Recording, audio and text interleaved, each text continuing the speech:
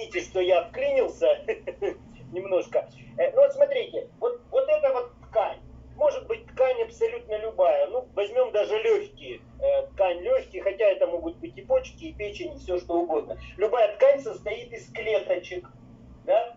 И вот эти вот клетки и межклеточное пространство, да, это, по сути дела, любая ткань, вот она так должна состоять. И в ткань входят артерии, артериолы называют их, капилляры, мелкие очень, которые несут кислород и питательные вещества. А выходят венулы, которые несут СО2, выносят, вернее, СО2 и вредные вещества, отработанные уже, те, которые закисляют. И вот такой процесс он происходит. Но дело в том, что если в крови абсолютно четко должна pH крови, то есть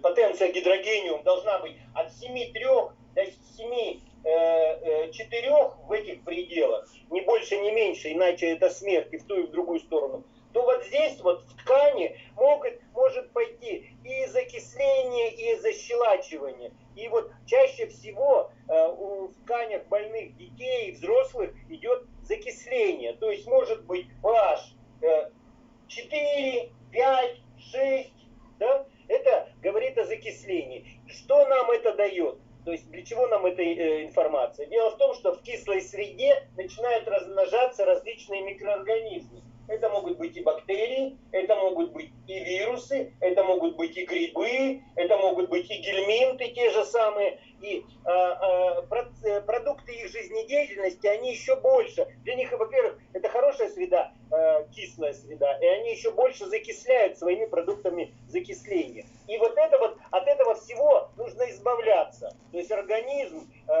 все свои ресурсы собирает для того, чтобы освободиться от этого.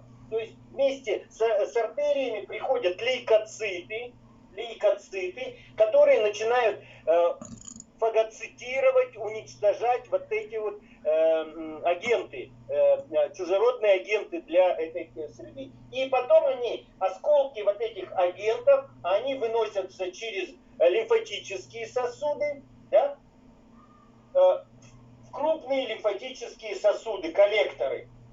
То есть осколки микроорганизмов, гельминтов, вирусов, грибов, да, вместе с осколками лейкоцитов. По сути дела, это гной. Это разбавленный гной через лимфатические сосуды выходит в крупные лимфатические коллекторы и выносится, проходя через лимфоузлы, где окончательно уже фагоцитируются, разрушаются все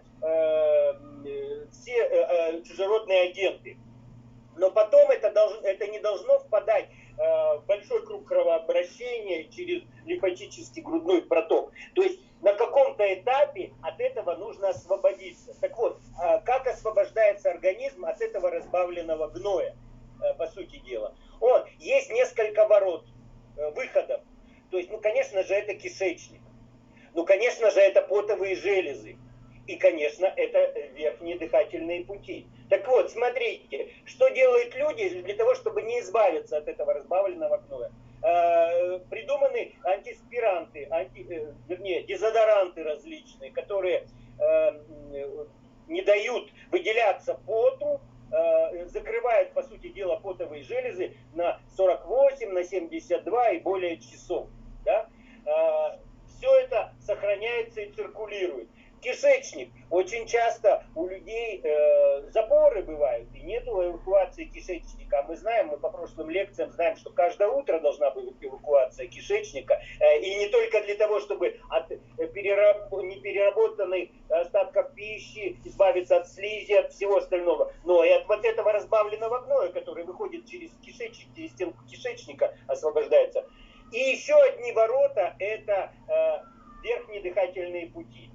Я вам хочу сказать, очень часто, когда все остальные ворота закрыты, да, у женщин еще это через влагалище, и очень часто, когда закрыты закрыты все ворота, остается только вот верхние дыхательные пути. И когда постоянно течет у ребенка из носа, когда он постоянно, родителям кажется, что простуды какие-то еще, а он просто освобождается от этого разбавленного гноя. У него, наоборот, все очень хорошо работает, но он избавляется. И вот в этот момент приходит на помощь медицина, которая назначает этому ребенку, по сути дела, антибиотики, сульфаниламиды, различные противокашлевые, отхаркивающие средства и так далее. Чем еще больше усугубляет, то есть вы поняли, уже присоединяется аллергическая реакция, а от этого уже никак не избавиться. Я что хочу сказать, вот здесь на каждом этапе нужно поставить заслон, то есть нужно, вернее, избавляться на каждом этапе. То есть мы, во-первых, прежде всего мы должны избавиться от закисленности организма, для того, чтобы избавиться от кашля. Я для чего подробно рассказал вот об этой концепции? Дело в том, что в 90% случаев, когда я сталкиваюсь с кашлем у взрослых людей и у детей, да, я прежде всего начинаю нормализовать диету, водно-питьевой режим и начинаю давать наши препараты киньши, которые ощелачивают.